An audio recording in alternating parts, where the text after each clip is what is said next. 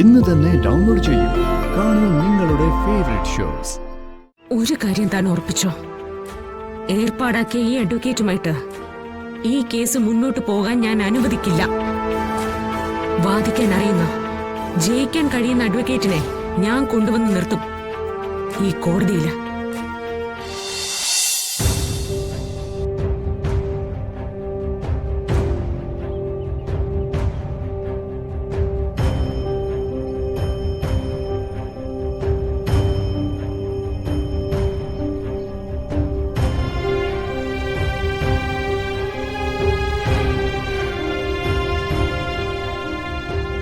ജാമ്യം കിട്ടാത്തതുകൊണ്ട് പരിഭ്രമിക്കണ്ട. കേസിന്റെ വാദം തുടങ്ങാനിരിക്കുന്നേ ഉള്ളൂ. നിങ്ങൾ പേടിക്കണ്ട.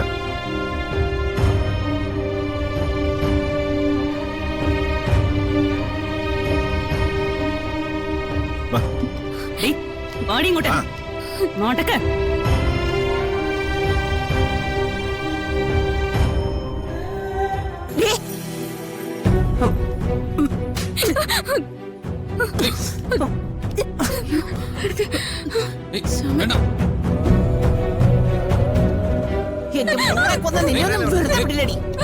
നിനക്ക് തൂക്കുകയറ.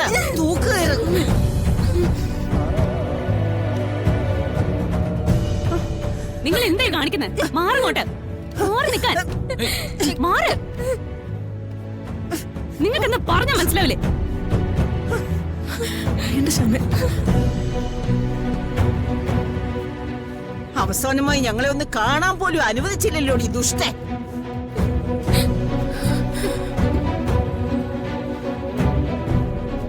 ഇതിന് പകരം ചോദിച്ചിട്ടേ ആറ്റുവാശ്ശേരി കുടുംബം സ്വസ്ഥമായിട്ട് ഉറങ്ങും.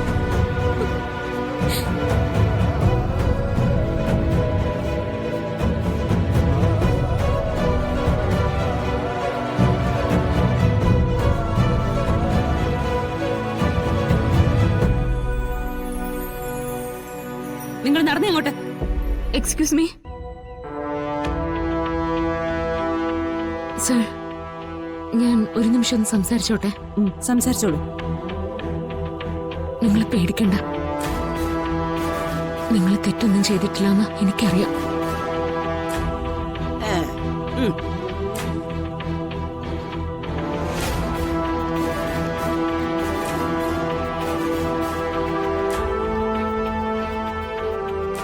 അമ്മയുണ്ട് നിങ്ങളുടെ കൂടെ. നിങ്ങളെ ഇതിൽ നിന്നും ഈ അമ്മ മോചിപ്പിച്ചിരിക്കും.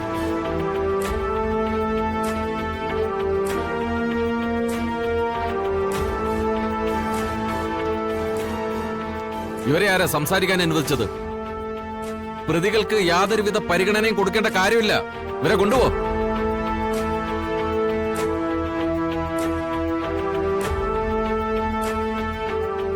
എല്ലാം പൂർത്തിയായെന്നാണോ സാർ വിചാരിക്കുന്നത്? നിങ്ങളാരാ ഇതൊക്കെ ചോദിക്കാൻ? കോടതി വിധിയേക്കാൾ വലുതായി നിങ്ങൾക്ക് വല്ലതും പറയാനുണ്ടോ?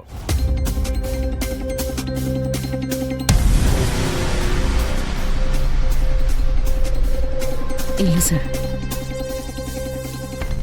ഇപ്പോ കോടതി നടന്ന കൂട്ടുകക്ഷി ഏർപ്പാട് ഇവിടെ ഇരുന്ന എല്ലാവർക്കും കൃത്യമായി ബോധ്യപ്പെട്ടിട്ടുണ്ട്.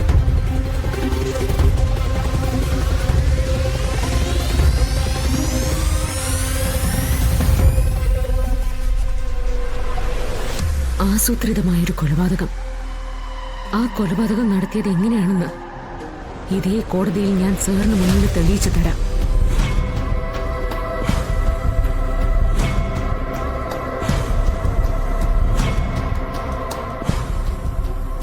അന്ന് സാറിന്റെ പങ്ക് എന്താണെന്നും കൂടി കോടതിക്ക് ഞാൻ ബോധ്യപ്പെടുത്തി കൊടുക്കും.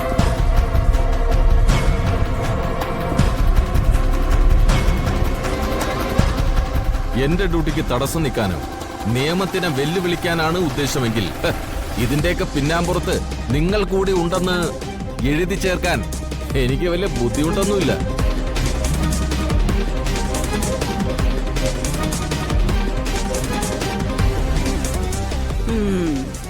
തുടരന്വേഷണത്തിന് കോടതി ഉത്തരവിട്ടിരിക്കുക.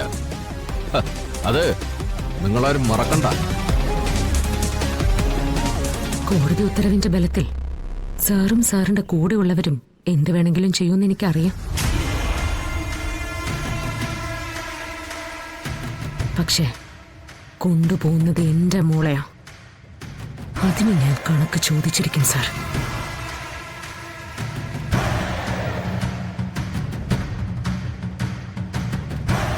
അയ്യടാ അവള്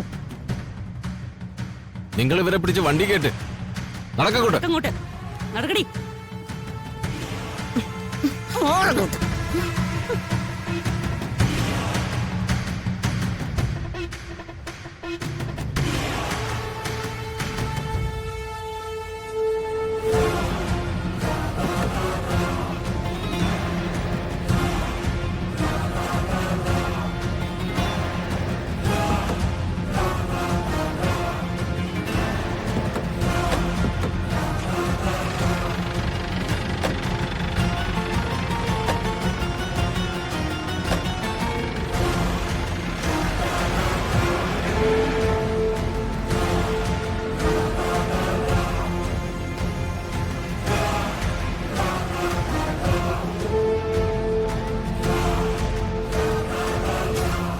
നിങ്ങൾ എന്ത് ഭ്രാന്തായി കാണിക്കുന്നത്?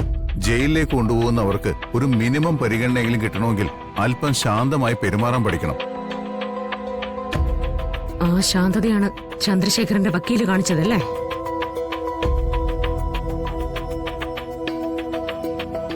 ഞാൻ ഏർപ്പാടാക്കിയ വക്കീല് എന്ത് കാണിച്ചു എന്ന് നിങ്ങൾ പറയുന്നേ?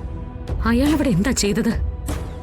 പബ്ലിക് പ്രോസിക്യൂട്ടർ പറഞ്ഞത് മുഴുവൻ തലയാട്ടി കൊടുത്തതല്ലാതെ എന്തെങ്കിലും വാദഗതികൾ ഉണ്ടായിരുന്നോ?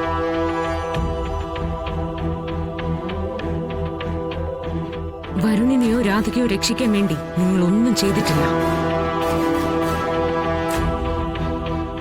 പകരം ശിക്ഷിക്കാൻ കൂട്ടുനിൽക്കായിരുന്നു. എനിക്കത് നിങ്ങളെ ബോധ്യപ്പെടുത്തേണ്ട കാര്യമൊന്നുമില്ല. ബോധ്യപ്പെടുത്തേണ്ട കാര്യമുണ്ട്.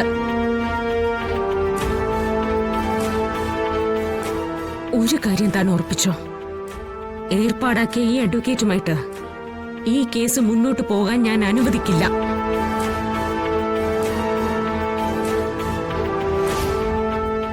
വാദിക്കാൻ അറിയുന്ന, ജയിക്കാൻ കഴിയുന്ന അഡ്വക്കേറ്റിനെ ഞാൻ കൊണ്ടുവന്ന് നിർത്തും ഈ കോടതിയില്.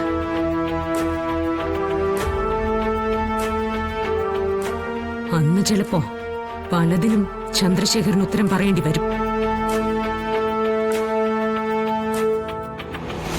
ഒരുപക്ഷെ കാണികളുടെ കൂട്ടത്തിൽ നിന്നായിരിക്കില്ല ചന്ദ്രശേഖരനെ വിചാരണ ചെയ്യുന്നത്.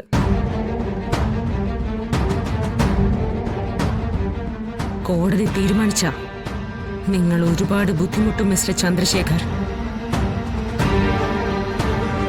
മനസ്സിലായോ?